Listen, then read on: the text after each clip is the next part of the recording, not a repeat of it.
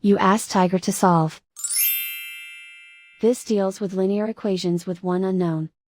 The final result is x equals 9 over 2.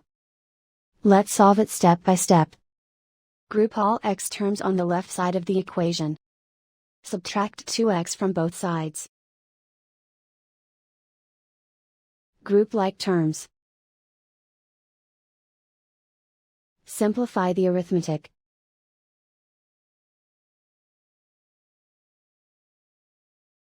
Group all constants on the right side of the equation. Add 9 to both sides. Simplify the arithmetic.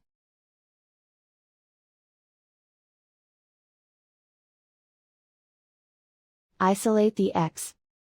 Divide both sides by 2. Simplify the fraction. And so the final result is x equals 9 over 2.